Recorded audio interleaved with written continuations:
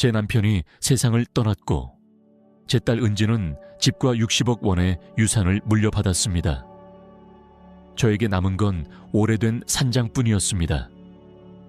그러자 은지는 저를 집에서 쫓아내며 소리쳤습니다. 가난한 늙은이, 돼지우리에서 살아. 며칠 후 제가 그 산장에서 발견한 것은 은지를 충격에 빠뜨렸습니다. 제 이야기를 여기까지 따라와 줘서 고맙습니다. 끝까지 읽고 나서 어느 도시에서 이 이야기를 보고 있는지 댓글로 알려주세요. 제 이야기가 어디까지 퍼졌는지 보고 싶습니다. 제 이름은 민서입니다. 저는 56세입니다. 30년 동안 저는 제 가족을 안다고 생각했습니다. 사랑과 충성심이 무언가를 의미한다고 믿었습니다. 하지만 남편이 죽은 날, 제가 얼마나 큰 착각 속에 살았는지 깨달았습니다. 유언장 낭독은 변호사 김영철의 사무실에서 이루어졌습니다.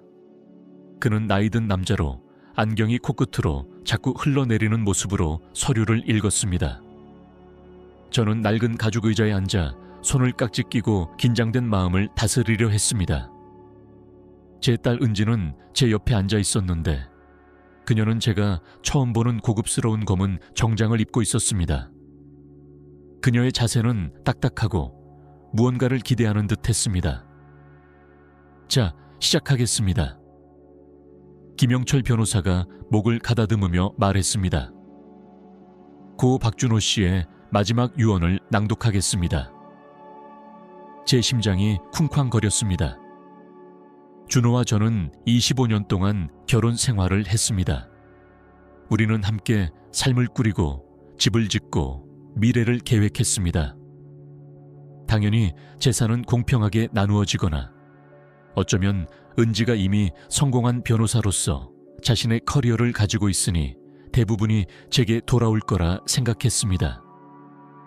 사랑하는 아내 민서에게 김영철이 읽기 시작했고 저는 자세를 바로잡았습니다. 저는 소나무길에 있는 산장과 그 안에 모든 물건을 남깁니다. 저는 눈을 찌푸렸습니다. 산장이라고? 그건 준호가 오래전 아버지에게 물려받은 낡고 허름한 건물이었습니다. 우리는 그곳에 손도 대지 않았습니다. 너무 많은 수리가 필요했기 때문입니다. 사랑하는 딸 은지에게 김영철이 말을 이어갔습니다. 저는 단풍나무길에 있는 가정집, 모든 은행 계좌, 투자 자산, 그리고 총 60억 원을 남깁니다. 세상이 멈춘 듯 했습니다. 60억 원, 25년 동안 살아온 집, 우리가 함께 쌓은 모든 것, 은지가 전부를 받았습니다. 그리고 저는 무너져가는 산장 하나를 받았습니다. 이건 실수일 거예요. 저는 속삭이듯 말했습니다. 목소리가 떨렸습니다. 은지는 미소 띤 얼굴로 저를 쳐다봤지만 그 미소는 눈까지 닿지 않았습니다. 실수 아니에요, 엄마. 아빠는 자신이 뭘 하는지 정확히 알고 있었어요. 김영철 변호사는 동정 어린 눈빛으로 저를 바라봤습니다. 조건은 매우 명확합니다. 박민서 여사. 남편분께서 매우 구체적으로 유언을 남기셨습니다. 우리는 조용히 사무실을 나왔습니다. 4월의 햇살은 지나치게 밝았고 거의 잔인하게 느껴졌습니다. 집으로 돌아가는 차 안에서 은지는 한마디도 하지 않았지만 그녀에게서 풍겨 나오는 만족감은 마치 난로에서 뿜어져 나오는 열기처럼 느껴졌습니다. 그날 밤 수십 년 동안 해왔던 것처럼 저녁을 준비하며 은지가 마침내 입을 열었습니다. 엄마, 주거 문제에 대해 얘기해야 해요. 저는 도마 위에 칼을 내려놓았습니다. 무슨 주거 문제? 이제 이 집은 제 거예요. 솔직히 말해서 엄마가 독립된 공간을 가질 때가 됐다고 생각해요. 저는 그녀를 뚫어지게 쳐다보며 농담이기를 바랐습니다. 은지야, 이건 25년 동안 내 집이었어. 너희 아빠와 함께 삶을 꾸려온 곳이야. 아빠는 이제 안 계시죠? 그녀는 차갑게 말했습니다. 그리고 이 집은 이제 제 거예요. 엄마에겐 산장이 있잖아요. 그 산장은 전기도 없고 수도도 안 나와. 은지. 지붕은 무너지고 있어 그녀는 어깨를 으쓱하며 제 문제를 하찮게 여겼습니다. 그럼 고쳐야죠. 안 그래요? 솔직히 이 일이 못되게 굴고 싶지 않아요. 일주일 안에 짐을 싸세요. 저는 뺨을 맞은 듯한 기분이었습니다. 일주일이라니. 일주일. 그녀는 반복하며 차가운 미소를 지었습니다. 이걸 독립의 기회로 생각하세요, 엄마. 엄마는 항상 혼자만의 시간이 더 필요하다고 하셨잖아요. 그 후 며칠은 혼란과 고통의 소용돌이였습니다. 저는 개인 물품, 가족 사진, 2개의 여행 가방에 들어갈 옷들을 챙겼습니다. 은지는 매처럼 모든 것을 감시하며 제가 가치 있는 물건을 가져가지 않도록 했습니다. 그건 안 돼요. 제가 어머니가 물려주신 도자기 세트를 챙기려 하자 그녀가 말했습니다. 그건 집에 포함된 거예요. 이건 내 어머니 거야, 은지. 이제는 제 유산의 일부예요. 마지막 날, 낡은 현대차의 가방을 싣고 있을 때 은지가 집 밖으로 나왔습니다. 그녀는 새로 산 명품 드레스와 낯선 보석을 착용하고 있었습니다. 엄마, 이게 개인적인 감정 때문이 아니라는 걸 이해해 줬으면 좋겠어요. 그녀는 말했지만 그 말투는 전혀 그렇지 않았습니다. 아빠가 이렇게 한 데는 분명 이유가 있었을 거예요. 그 이유가 뭐라고 생각해? 저는 목소리가 살짝 갈라지며 물었습니다. 은지는 한 걸음 다가왔고 잠시나마 그녀가 동정심을 보일지도 모른다고 생각했습니다. 하지만 그녀의 표정은 더 단단해졌습니다. 아마도 아빠가 엄마가 항상 짐이었다는 걸 깨달았기 때문이죠. 늘 아빠에게 의존하고 진짜로 기여한 건 없었잖아요. 아마도 제가, 정말로 뭔가를 이룬 제가 마땅히 받아야 할 것을 받길 원했을 거예요. 그녀의 말은 총알처럼 저를 찔렀습니다. 은지야, 나는 너를 키우기 위해 내 커리어를 포기했어. 너와 아빠가 원했기 때문에 전업주부가 된 거야. 아무도 엄마를 강요하지 않았어요. 그녀는 단호히 말했습니다. 그건 엄마 선택이었죠. 저는 떨리는 손으로 차에 올라탔습니다. 은지는 현관에 서서 제가 성인으로서 유일하게 알던 집을 떠나는 모습을 지켜봤습니다. 산장에 도착했을 때는 해가 지고 있었습니다. 그 건물은 제가 기억했던 것보다 더 형편없어 보였습니다. 페인트가 벗겨지고 창문은 깨져 있었고 현관 계단은 위험하게 흔들렸습니다. 하지만 그게 제가 가진 전부였습니다. 첫날 밤 낡은 담요 위에서 바닥에 누워 지붕의 구멍을 통해 별을 바라보며 어린 시절 이후로 처음으로 울었습니다. 집을 잃은 것뿐 아니라 제가 알던 딸을 잃은 슬픔 때문이었습니다. 제가 무조건 사랑했던 그 아이가 어떻게 이렇게 잔인한 사람으로 변했을까요? 하지만 눈물이 뺨에서 마르고 조용한 숲이 저를 감싸는 가운데 가슴속에서 작은 불꽃이 타올랐습니다. 아직 분노는 아니었습니다. 결심이었습니다. 은지가 제가 포기하거나 무너질 거라고 생각했다면 그녀는 크게 착각한 것이었습니다. 그녀는 이 낡고 쓸모없어 보이는 산장에서 저를 기다리고 있는 것이 무엇인지 전혀 몰랐습니다. 제 삶이 영원히 바뀌려 한다는 것도요. 산장에서 보낸 첫 며칠은 제 인생에서 가장 힘든 시간이었습니다. 전기가 없으니 촛불과 먼지 쌓인 서랍에서 찾은 낡은 손전등에 의지해야 했습니다. 수도가 없으니 반 마일 떨어진 우물까지 걸어가 무거운 물통을 들고 와야 했습니다. 교회 생활의 안락함에 익숙했던 제 손은 물집과 상처로 가득 찼습니다. 하지만 육체적 고통은 감정적 고통에 비하면 아무것도 아니었습니다. 셋째 날, 제 언니 미영이 전화했습니다. 그녀의 목소리는 낯설고 멀게 들렸습니다. 민서야, 은지가 하는 말이 사실이야. 은지가 뭐라고 했어? 저는 이미 짐작하고 있었지만 물었습니다. 은지가 말하길 유언장 낭독 때 네가 변호사를 공격했다고, 돈을 전부 못 받았다고 소리를 지르며 난리를 쳤다고. 전화기가 손에서 무겁게 느껴졌습니다. 미영아, 그건 완전히 거짓이야. 나는 절대. 또 네가 자기를 괴롭히며 돈을 요구하고 유언장을 무효로 하려고 변호사를 고용하겠다고 협박했다고 하던데. 그건 터무니없어. 제 목소리가 갈라졌습니다. 미영아, 나 너 언니야.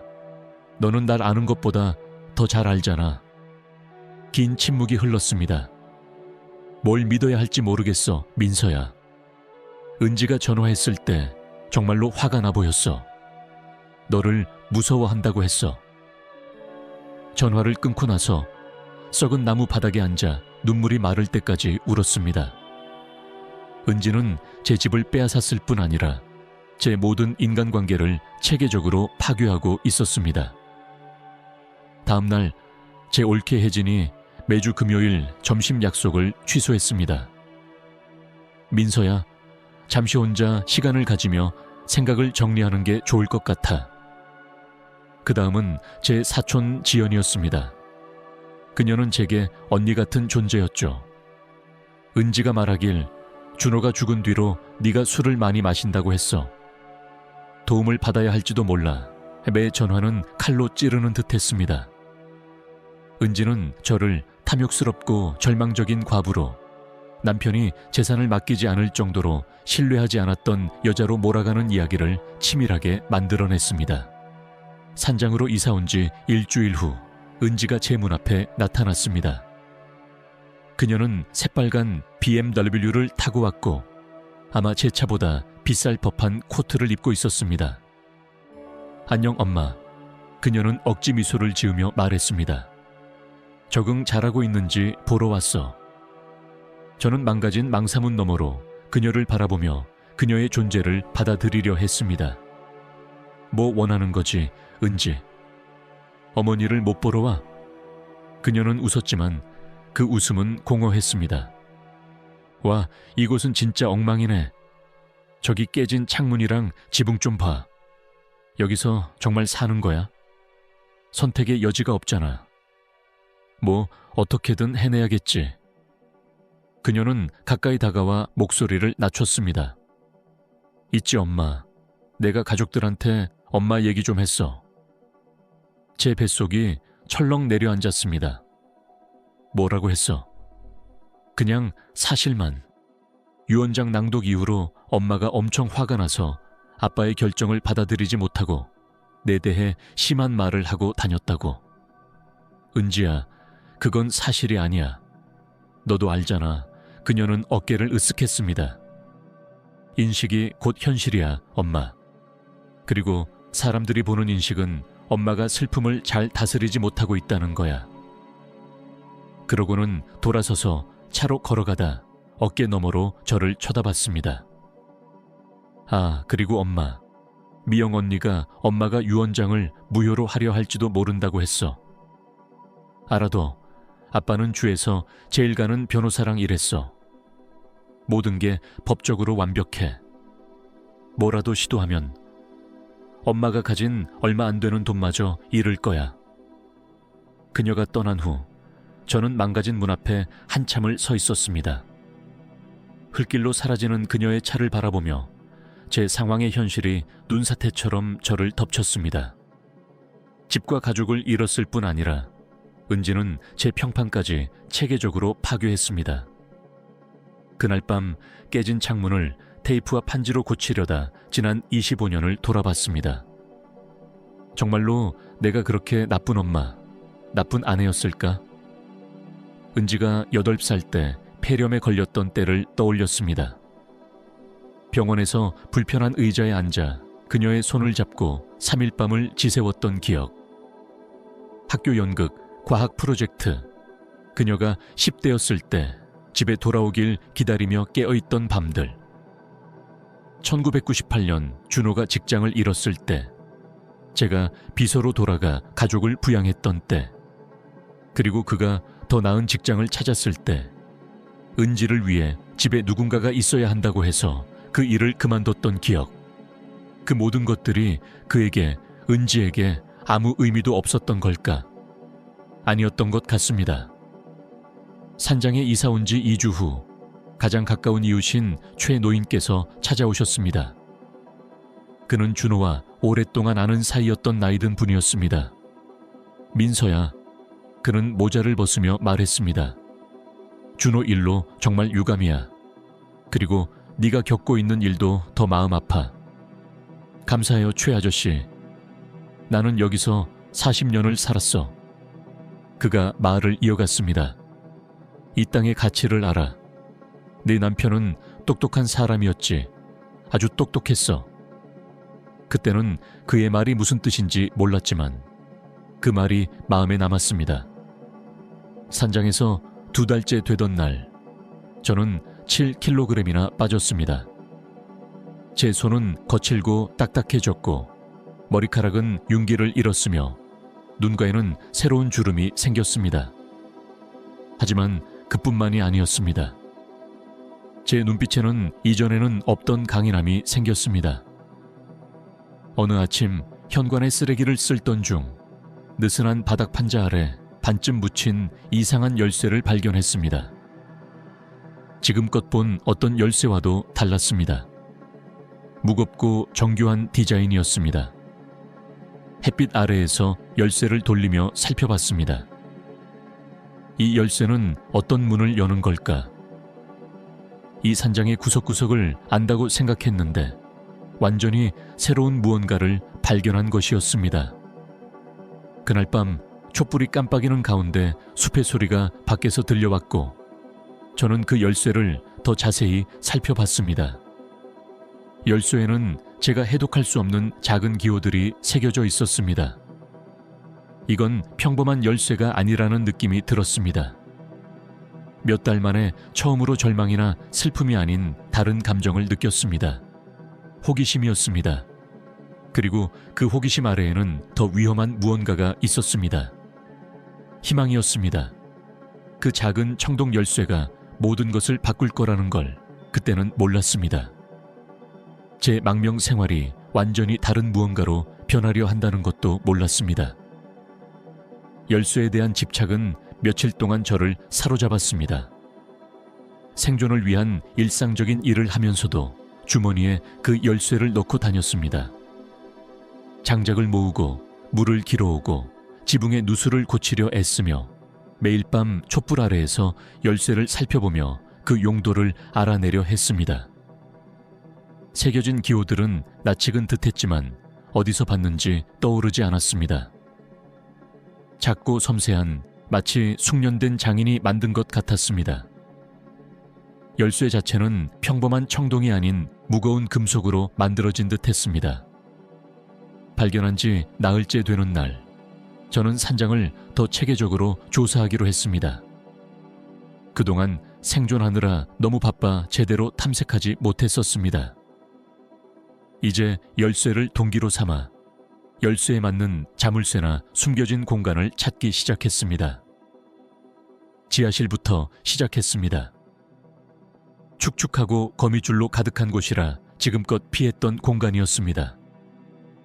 손전등과 새로 생긴 결심을 무기로 삐걱거리는 나무 계단을 내려갔습니다. 지하실은 예상보다 넓었고 산장 전체를 아우르는 크기였습니다. 벽은 다듬지 않은 돌로 되어 있었고 바닥은 단단한 흙이었습니다. 한쪽 구석에는 먼지로 뒤덮인 오래된 상자들이 쌓여 있었고 다른 쪽에는 녹슨 공구들이 벽에 걸려 있었습니다. 그때 저는 그것을 발견했습니다. 낡은 책장 뒤에 거의 숨겨진 벽에 박힌 작은 금속 문이었습니다. 심장이 더 빨리 뛰기 시작했습니다. 문에는 작고 정교한 자물쇠가 있었고 열쇠에 새겨진 것과 같은 기호들이 있었습니다. 떨리는 손으로 주머니에서 열쇠를 꺼내 자물쇠에 넣었습니다. 완벽하게 맞았습니다. 오랜 세월 잠겨 있었을 텐데도 메커니즘은 부드럽게 클릭 소리를 내며 열렸습니다. 문을 열자 벽에 박힌 금고 같은 작은 공간이 드러났습니다. 안에는 두꺼운 마닐라 봉투와 더 작은 금속 상자가 있었습니다. 두 물건을 조심스럽게 꺼내 계단을 올라갔습니다. 심장은 기대와 두려움이 뒤섞인 상태로 쿵쾅거렸습니다. 위층에서 가능한 한밝은 빛 아래 먼저 봉투를 열었습니다. 처음에는 이해할 수 없는 법적 문서들, 토지 등기부, 지형도, 주정부의 공식 도장이 찍힌 서류들이었습니다.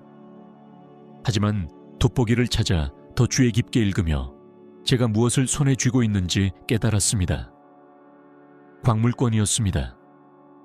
산장이 있는 토지 전체에 대한 채굴 권리였습니다. 그것도 보이는 작은 땅뿐 아니라 언덕으로 뻗어있는 200에이커의 숲까지 포함된 것이었습니다. 숨이 가빠지며 서류를 읽었습니다. 1920년대부터 시작된 서류에 따르면 준호의 가문은 이 땅의 광물권을 대대로 소유해왔습니다. 더 중요한 건 준호가 죽기 2년 전에 작성된 최근 지질 보고서가 있다는 점이었습니다. 보고서는 고품질의 석영과 잠재적인 준보석 광맥이 있음을 나타냈습니다. 하지만 저를 숨막히게 한 건 마지막 페이지였습니다. 한 채굴 회사로부터의 광물권 매입 제안서였습니다. 50억 원.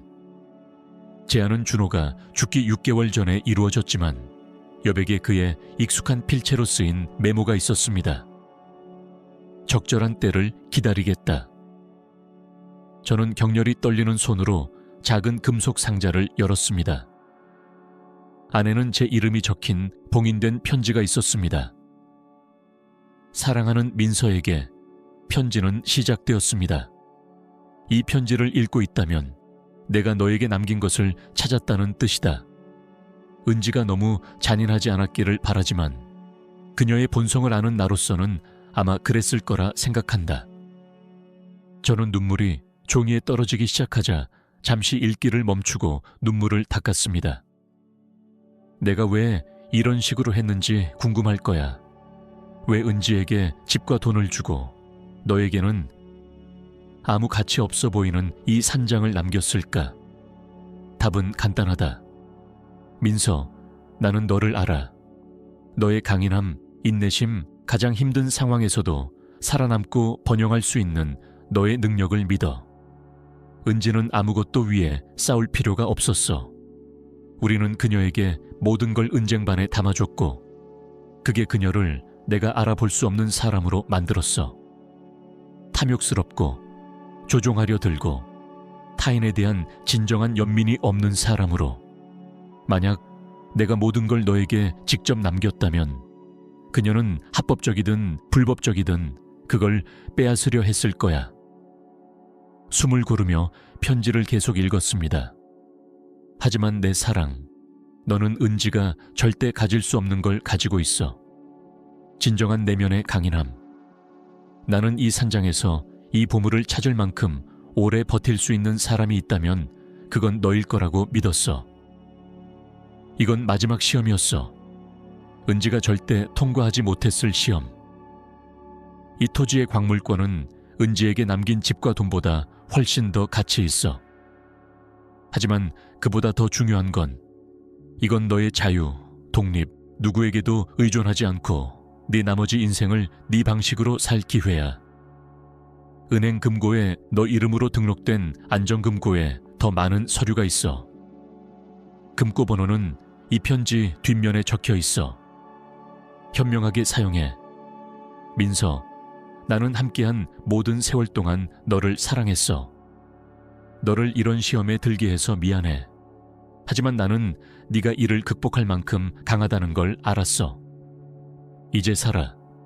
우리 둘을 위해 서랍 편지 끝에는 숫자가 적혀 있었습니다. 247. 저는 산장 바닥에 앉아서 그 편지를 몇 번이고 다시 읽었습니다.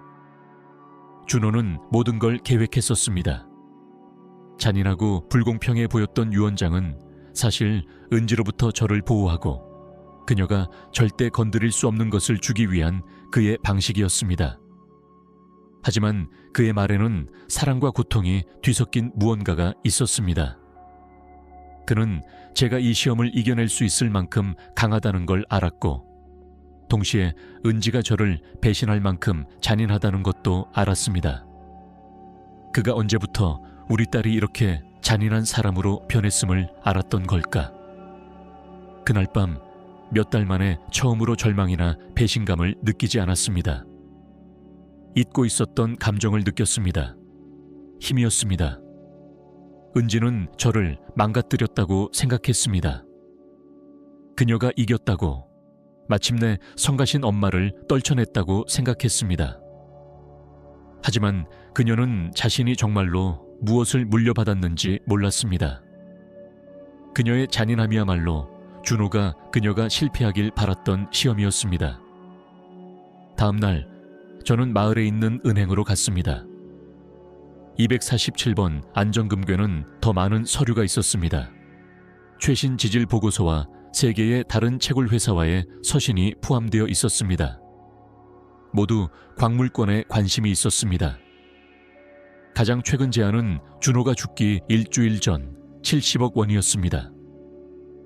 산장으로 돌아오는 길에 저는 은지를 떠올리지 않을 수 없었습니다.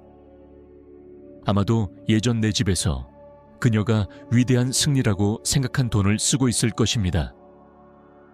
그녀는 자신의 어머니, 그녀가 쓰레기처럼 대했던 여성이 이제 백만장자가 되었다는 걸 몰랐습니다. 하지만 아직 드러낼 때는 아니었습니다.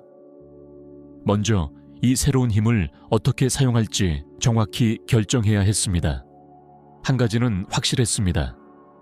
은지는 제가 키운 여성을 심각하게 과소평가했습니다.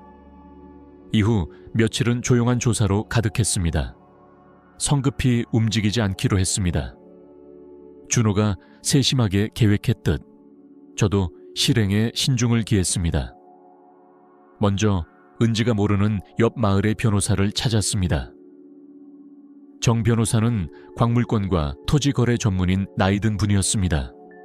서류를 보여주자 그의 눈이 전문적인 관심으로 빛났습니다. 박민서 여사, 그가 안경을 고쳤으며 말했습니다. 이건 놀라운 겁니다. 남편분께서 여기서 완벽한 문서를 남기셨군요. 이 광물권은 완전히 합법적이고 다른 상속과 전혀 별개입니다. 그게 정확히 무슨 뜻인가요? 따님이 집과 돈을 상속받았더라도 이 광물권은 완전히 독립적입니다. 민서 여사 이름으로 되어 있고 누구도 이를 이에 제기하거나 주장할 수 없습니다. 안도감이 밀려왔습니다. 그럼 채굴 회사들의 제안은요? 정 변호사는 미소 지었습니다. 매우 합법적입니다. 사실 이 회사들 중 2곳은 제가 아는 평판 좋은 곳입니다. 하지만 결정을 내리기 전에 독립적인 지질 평가를 받는 걸 추천합니다. 최근 몇 년간 준보석 가격이 크게 올랐거든요. 그의 조언에 따라 독립적인 지질학자를 고용했습니다. 김 박사님은 50대 회색 수염을 기른, 바위와 광물에 대해 이야기할 때 눈이 반짝이는 분이었습니다. 사흘 동안 그가 이상한 장비를 들고 제 땅을 돌아다니며 샘플을 채취하고 측정하는 모습을 지켜봤습니다. 저는 가난한 여성이 허름한 산장에서 생존하려 애쓰는 척 일상을 유지했습니다. 그러면서 은지의 행동을 더 면밀히 관찰하기 시작했습니다. 작은 마을이라 정보 얻기가 어렵지 않았습니다. 우체국과 슈퍼마켓에서 사람들이 수군거렸습니다. 그 은지 돈을 물쓰듯 해. 슈퍼마켓 줄에서 이웃 아주머니가 속삭였습니다. 지난달에 새 차 3대를 샀대. 3대. 그리고 유럽 여행 계획도 있대. 그녀의 친구가 덧붙였습니다. 최고급 호텔에서 2달. 엄청난 돈이 들겠지. 내 조카가 시내 보석 가게에서 일하는데. 또 다른 이웃이 말했습니다. 은지가 거기 4번이나 와서 내 연봉보다 비싼 목걸이랑 팔찌를 샀대. 저는 점점 더 흥미롭게 그들의 대화를 들었습니다. 은지는 준호가 예측한 대로 미래를 생각하지 않고 돈을 펑펑 썼습니다. 일주일 후 김 박사님이 보고서를 가져왔습니다. 그의 미소는 전보다 더 컸습니다. 박민서 여사, 이 땅은 말 그대로 보물이에요. 석영 매장량은 광대하고 품질이 높아요. 하지만 그게 제일 흥미로운 부분은 아니에요. 또 뭐가 있나요? 자수정. 보석 품질의 자수정이 많아요. 그리고 더 좋은 건 녹색 투르말린이에요. 제가 찾은 표본은 상당한 매장량을 암시합니다. 보석에 대해선 잘 몰랐지만 김 박사님의 표정은 이게 좋은 소식임을, 아주 좋은 소식임을 말해줬습니다. 가치가 얼마나 되나요? 보수적으로 말해서 광물권은 100억에서 150억 원 정도의 가치가 있을 겁니다. 투르말린 매장량이 예상대로라면 더 많을 수도 있고요. 150억 원. 은지가 상속받은 것의 3배였습니다. 그것도 보수적인 추정치로요. 그날 밤 촛불 아래 간단한 저녁을 먹으며 미소를 지을 수밖에 없었습니다. 준호는 정확히 무엇을 하고 있었는지 알고 있었습니다. 그는 제 겉보기 굴욕을 제 인생 최대의 승리로 바꿔놓았습니다. 하지만 제 조사는 거기서 멈추지 않았습니다. 은지의 행동에 더 주의를 기울이기 시작했는데 이는 분노 때문이 아니라 전략적 호기심 때문이었습니다. 어느 날 은행에서 간단한 거래를 하던 중 흥미로운 대화를 들었습니다. 은지는 제 옆 창구에서 큰 소리로 말하고 있었습니다. 투자 계좌로 5천만 원을 더 이체해야 해요. 그리고 상속을 담보로 한 대출 정보도 필요해요. 큰 지출이 앞두고 있어요. 상속을 담보로 한 대출이라니. 그녀는 이미 즉시 사용할 수 있는 돈 이상을 쓰고 있었습니다. 그녀가 떠난 후 몇 분 기다렸다가 같은 창구로 갔습니다. 창구 직원은 젊고 아마 신입사원 같았으며 약간 당황한 기색이었습니다. 저기요, 저는 가장 어머니 같은 목소리로 말했습니다.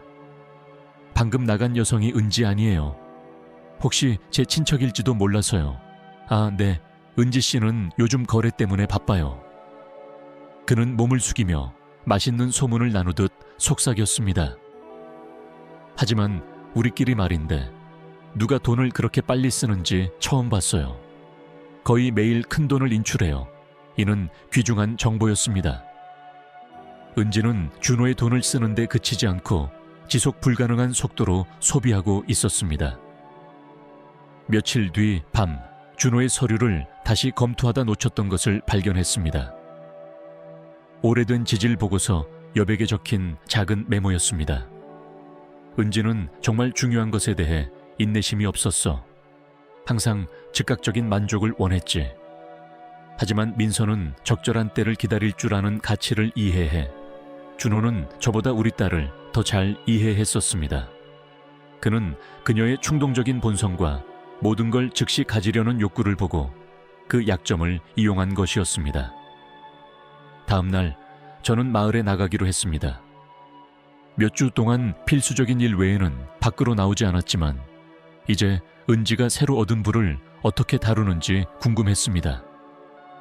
그녀는 마을에서 가장 비싼 옷가게에서 지난 5년간 제가 옷에 쓴 돈보다 비쌀 법한 코트를 입어보며 거울 앞에서 포즈를 취하고 있었습니다. 이거 어때? 그녀는 점원에게 물었습니다. 다음 달 파리 여행에 입으려고.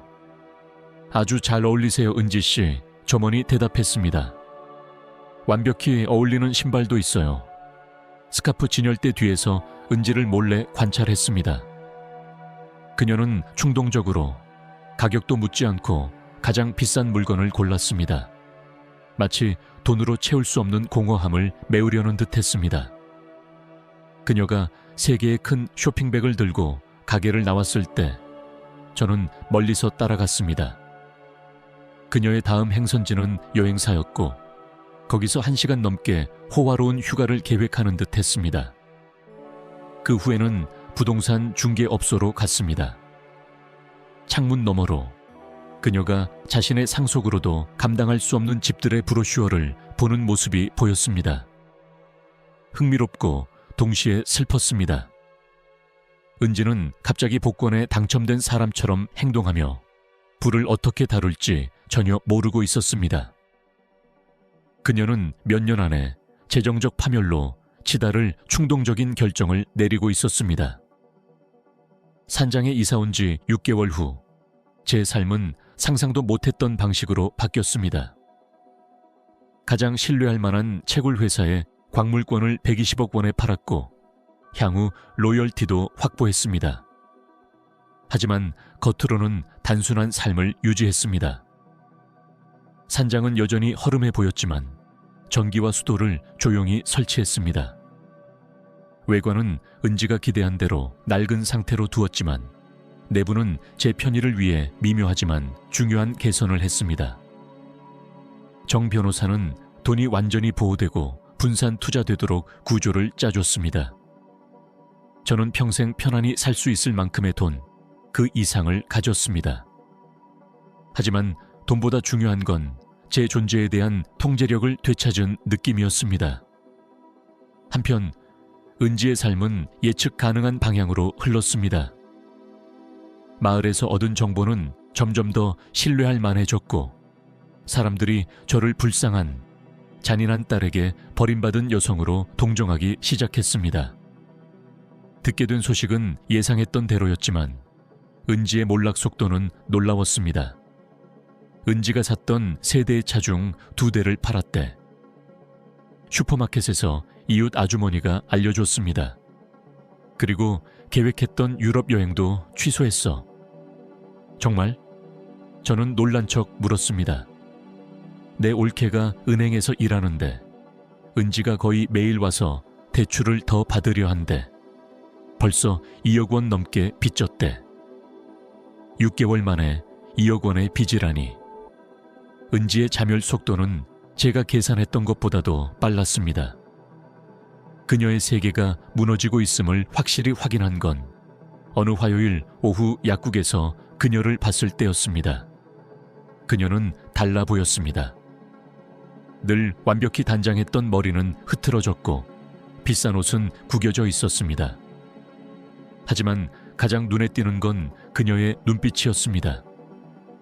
자신의 행동의 결과를 깨닫기 시작한 사람의 절망적인 눈빛이었습니다.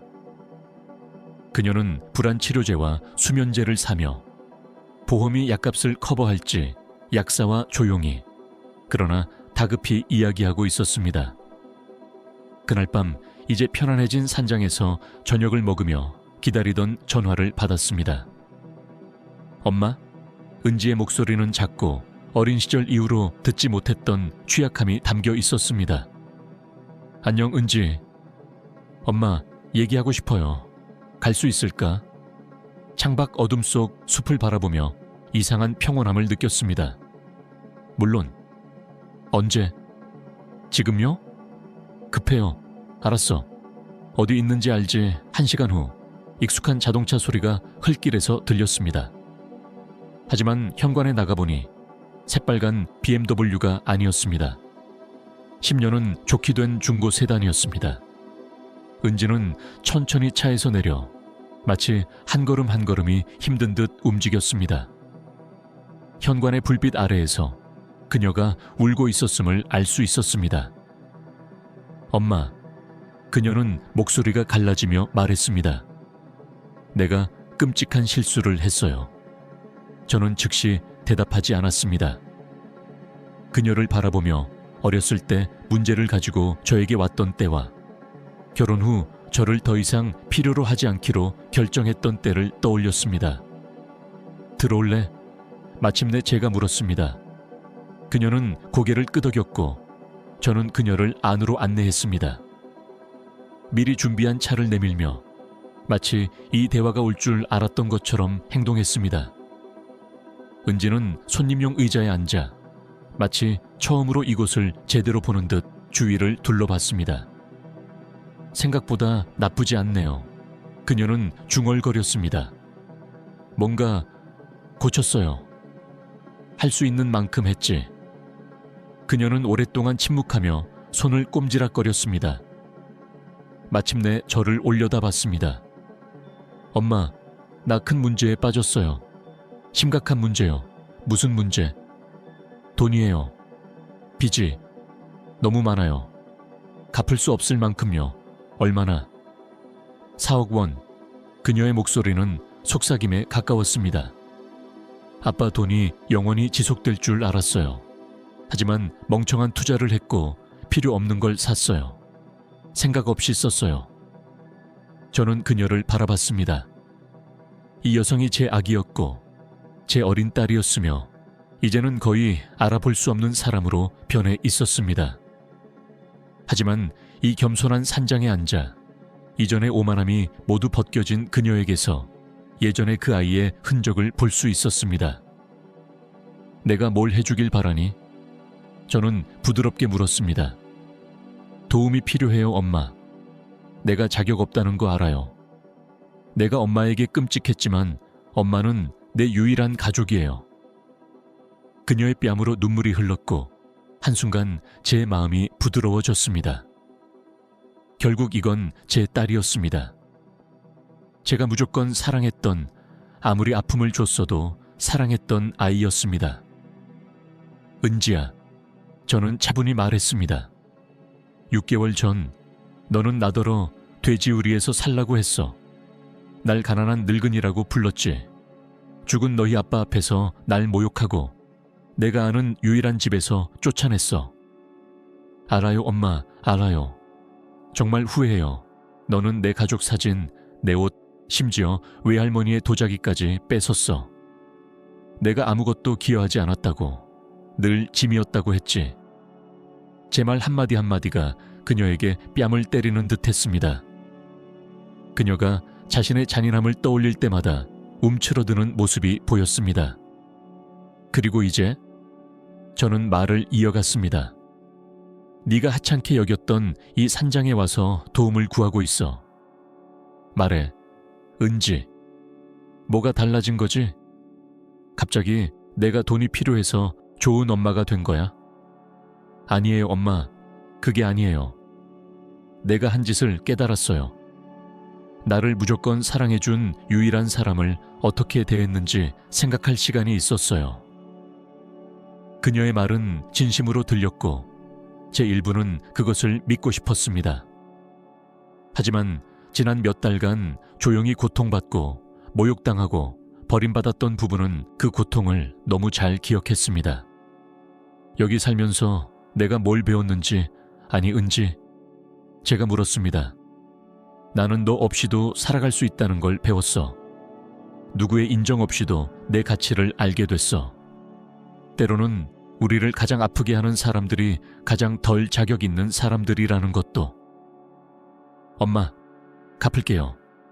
재정 문제를 해결하면 빌린 돈 전부 이자와 함께 갚을게요. 무슨 돈으로 갚을 건데, 은지? 내가 들은 바로는 너는 상속받은 돈 거의 다 썼어. 내억 원의 빚을 어떻게 갚을 거라고 생각해? 그녀는 침묵했고 우리 둘 다 그녀에게 답이 없음을 알았습니다. 저는 일어나 창문으로 걸어가 어둠을 바라봤습니다. 몇 달 동안 이 순간을 상상했습니다. 은지가 기어서 돌아와 도움을 구걸하는 날을 꿈꿨죠. 상상 속에서 저는 단호하고 무자비하게 그녀에게 그녀가 한 대로 갚아줬습니다.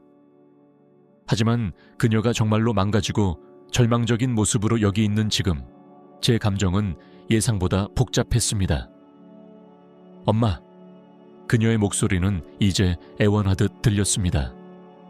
내가 아무것도 요구할 자격 없다는 거 알아요. 하지만 이 돈을 구하지 못하면 전부 잃어요. 집, 변호사 사무실, 전부요. 저는 그녀를 돌아봤습니다. 그게 나와 무슨 상관이야, 은지? 네가 전부를 가졌을 때, 내가 아무것도 없을 때 내 안녕을 신경 썼니? 아니요, 그녀는 속삭였습니다. 그리고 그걸로 나 자신을 미워해요. 진실의 순간이 왔습니다. 내가 어떤 사람이 되고 싶은지 결정해야 할 때였습니다. 은지가 저에게 했던 것처럼 잔인하고 무자비할 수도 있었습니다. 아니면 준호가 저에게 받던 강하면서도 자비를 베풀 줄 아는 사람일 수도 있었습니다. 은지야, 마침내 제가 말했습니다. 너에게 한 가지 제안을 할게. 단 한 번뿐이야. 그녀의 눈이 절박한 희망으로 빛났습니다. 너의 빚을 갚도록 도와줄게. 하지만 선물이 아니라 매우 구체적인 조건의 대출로 아무 조건이든 받아요, 엄마. 저는 미소 지었지만 따뜻한 미소는 아니었습니다. 아직 조건을 듣지 않았잖아. 저는 은지 맞은편에 앉아 그녀가 희망과 두려움이 섞인 눈으로 제 조건을 기다리는 모습을 지켜봤습니다. 몇 달 동안 이 순간을 상상했고 이제 여기서 몇 년 만에 처음으로 깊은 평온함을 느꼈습니다. 내 조건은 이거야. 저는 단호하고 분명한 목소리로 시작했습니다. 너의 빚을 커버하고 새 출발을 할 여유를 줄 5억 원을 빌려줄게. 엄마, 그건 내가 기대했던 것보다 많아요. 저는 손을 들어 그녀를 멈췄습니다. 아직 끝나지 않았어. 대출은 연 5% 이자로 10년 안에 갚아야 해. 이건 어떤 은행보다 관대한 조건이야. 그녀는 열심히 고개를 끄덕였습니다. 받아들일게요. 당연히 받아요. 하지만 조건이 더 있어. 앞으로 5년 동안 매주 토요일 여기 와서 내가 필요로 하는 일을 도와야 해. 부동산 관리, 청소, 뭐든지. 불평이나 변명 없이 그녀의 얼굴이 살짝 굳었지만 고개를 끄덕였습니다. 알겠어요. 그리고 올 때마다 나를 존중하며 대해야 해. 네가 익숙했던 경멸적이거나 거만한 태도는 안 돼. 내가 늘 너의 엄마였던 것처럼 네가 나를 성가신 존재로 만들기 전처럼 대해야 해. 내 엄마. 마지막으로 저는 일어나 책상으로 걸어가며 말했습니다. 편지를 써야 해. 나를 위한 게 아니라 너 자신의 성장을 위한 완전한 사과 편지야. 그리고 다음 설날 가족 모임에서 모든 가족 앞에서 그 편지를 큰 소리로 읽어야 해. 은지는 창백해졌습니다. 엄마, 그건 너무 굴욕적이에요. 굴욕적? 저는 그녀의 눈을 똑바로 바라봤습니다. 너는 내 엄마를 모욕하고 내 집에서 쫓아내고 가족 전체에 내 대해 거짓말을 퍼뜨린 게 굴욕적이라고 생각해? 그녀는 부끄러운 듯 시선을 내렸습니다. 아니에요. 엄마 말이 맞아요. 할게요. 좋아. 그럼 합의한 거야. 다음 날 저는 그녀의 계좌로 돈을 이체했습니다. 그녀가 빚을 갚을 수 있게 되자 안도하는 모습을 보니 묘한 만족감이 들었습니다. 그녀를 돕는 걸 즐겼기 때문이 아니라 제가 상황을 완전히 통제했기 때문입니다. 첫 번째 토요일, 그녀는 청바지와 오래된 티셔츠를 입고 왔습니다. 몇 년 동안 보지 못했던 모습이었습니다. 비싼 옷과 거만한 태도가 사라진 그녀는 수십 년 전 제가 기억하던 딸과 더 비슷해 보였습니다. 뭐 도와줄까? 그녀는 몇 년 만에 처음으로 존중하는 투로 물었습니다. 뒷마당 창고 청소를 도와줘. 몇 가지 정리할 게 있어 첫 1시간은 조용히 일했습니다. 그녀가 육체노동에 익숙하지 않은 부드러운 손으로 고군분투하는 모습이 보였지만 불평하지 않았습니다. 엄마, 마침내 그녀가 오래된 상자를 옮기며 말했습니다. 뭐 좀 물어봐도 돼? 물론. 나한테 빌려준 돈 어떻게 구한 거지? 어떻게 그렇게 많은 돈을, 가난한데도 가난해서? 저는 그녀 대신 문장을 끝맺었습니다. 그녀는 얼굴을 붉혔습니다. 그렇게 말하려던 게 아니에요. 저는 미소 지었습니다. 이번엔 잔인한 미소가 아니었습니다. 은지야, 너는 내 대해 모르는 게 많아. 네가 굳이 묻지 않은 것들이지. 그날 오후 그녀가 떠난 후 새로 단장한 현관에 앉아 차를 마시며 이제 제 제사님을 아는 숲을 바라봤습니다. 늦은 바람에 나무들이 속삭였고 오랜만에 완전한 평화를 느꼈습니다.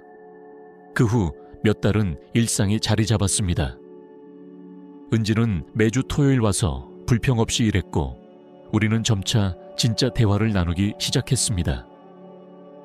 예전의 피상적인 대화가 아니라 삶, 실수, 그리고 정말 중요한 것에 대한 솔직한 대화였습니다. 가을 어느 토요일 낙엽을 긁어모으며 그녀가 직설적으로 물었습니다. 엄마, 날 정말 용서할 수 있을까? 저는 갈퀴에 기대며 멈췄습니다. 은지야, 용서는 내가 주거나 뺏는 상이 아니야. 진짜 변화를 볼 때 자연스럽게 일어나는 거지. 그 변화를 봤어? 진짜 변화를? 저는 43의 이 여성을, 가장 힘든 방식으로 겸손을 되찾은 여성을 바라봤습니다. 응, 봤어. 하지만 더 중요한 건 너도 그 변화를 봤다고 생각해. 그녀는 눈물을 닦으며 고개를 끄덕였습니다. 내가 어떤 사람이었는지 너무 부끄러워. 과거를 부끄러워하지 마, 은지. 그걸 이용해서 더 나은 사람이 되렴. 설날이 다가왔고 제 망명 이후 첫 가족 모임이 있었습니다. 은지는 약속을 지켰고 저뿐 아니라 가족 모두에게 자신이 퍼뜨린 거짓에 대해 사과하는 편지를 썼습니다. 미영 언니의 거실에서 가족 모두 앞에서 그 편지를 큰 소리로 읽을 때 정적이 흘렀습니다. 은지의 이야기를 믿고 저를 외면했던 몇몇 친척들의 눈에 눈물이 고였습니다. 엄마, 은지는 저를 똑바로 보며 끝맺었습니다. 나는 용서를 받을 자격이 없지만 언젠가 그걸 얻을 수 있기를 바래. 저녁 식사 후 미영 언니가 후회 어린 눈빛으로 다가왔습니다. 민서야, 우리가 그렇게 순진하게 믿은 게 믿기지 않아. 너를 더 잘 알았어야 했어. 사람들은 믿고 싶은 걸 믿는 거야. 저는 간단히 대답했습니다. 중요한 건 이제 진실을 알았다는 거지. 이듬해 봄 산장에서 열쇠를 찾은 지 정확히 1년 뒤 중요한 결정을 내렸습니다. 제 진짜 상황을 드러낼 때였지만 제 방식대로 할 것이었습니다. 제가 어린 시절 자란 계곡이 보이는 언덕에 아름다운 집을 샀습니다. 화려하지는 않았지만 우아하고 편안하며 완전히 제 것이었습니다. 은지가 토요일 일을 하러 왔다가 산장이 비어있고 새 주소가 적힌 쪽지를 발견했을 때 그녀의 충격은 완전했습니다. 엄마, 그녀는 새 집에 도착하며 말했습니다. 이게 다 뭐야? 내 집이야. 저는 간단히 대답했습니다. 내 진짜 집. 하지만 어떻게? 나한테 빌려준 돈은? 엄마 재정 상황은? 저는 미소를 지으며 그녀를 넓은 주방으로 초대해 차를 준비했습니다. 은지야, 네가 아무 가치 없다고 생각했던 그 산장 기억나? 응. 알고 보니 너희 아빠는 너도 나도 처음엔 몰랐던 걸 알고 있었어. 그 땅에는 매우 귀중한 광물권이 있었지. 그녀가 정보를 처리하며 혼란에서 이해로, 그리고 경애와 존경이 섞인 표정으로 바뀌는 모습을 봤습니다. 그러니까 아빠가 알고 있었다는 거야? 너희 아빠는 정확히 뭘 하고 있는지 알았어. 너는 현금을 낭비할 거라는 걸 알았지만 나는 진짜 보물을 발견할 인내와 지혜가 있을 거라고 믿었지. 은지는 오랫동안 침묵했습니다. 마침내 저를 올려다봤습니다. 그럼 엄마는 내 돈이 필요 없었어. 내 행동의 결과를 그냥 겪게 놔둘 수도 있었잖아? 응, 그럴 수 있었지. 왜 안 했어? 저는 그녀에게 다가가 손을 잡았습니다. 너 때문에 일어난 모든 일에도 불구하고 너는 여전히 내 딸이야. 그리고 나는 네 안에 예전의 네가 아직 있다고 믿었어. 그녀의 뺨으로 눈물이 흘렀습니다. 나는 그럴 자격이 없어. 그럴지도 저는 부드럽게 말했습니다. 하지만 엄마의 사랑은 항상 자격에 기반하지 않아. 그해 여름, 은지는 약정보다 3년 일찍 대출을 갚았습니다. 그녀는 재정위기에 처한 가족들을 돕는데 초점을 맞춰 변호사 사무실을 새롭게 시작했습니다. 그녀는 그게 보답하는 방식이라고 했습니다. 어느 토요일 새 정원을 가꾸며 함께 일하던 중 그녀가 물었습니다. 엄마, 아빠가 처음부터 모든 걸 공평히 나눴다면 어떻게 됐을까 생각해 본 적 있어? 저는 진입로 옆에 장미를 심으며 그녀의 질문을 생각했습니다. 너희 아빠는 우리를 우리 스스로 아는 것보다 더 잘 알았던 것 같아. 마침내 대답했습니다. 나는 혼자서도 살아갈 수 있다는 걸 배워야 했고, 너는 돈 없이 지혜는 무의미하다는 걸 배워야 했어. 그리고 우리가 배웠다고 생각해? 저는 더 이상 오만하고 잔인했던 여성이 아닌 가장 힘든 방식으로 겸손과 감사를 배운 제 딸을 바라봤습니다. 제 자신의 여정을 생각했습니다. 집에서 쫓겨난 황폐했던 여성에서 이제 독립적이고 번영하는 여성으로. 저는 오후 햇살이 정원을 황금빛으로 물들이는 가운데 미소 지으며 말했습니다. 우리가 마침내 배웠다고 생각해. 그날 밤 테라스에 앉아 아래 계곡의 불빛을 바라보며 지난 1년의 놀라운 여정을 되새겼습니다.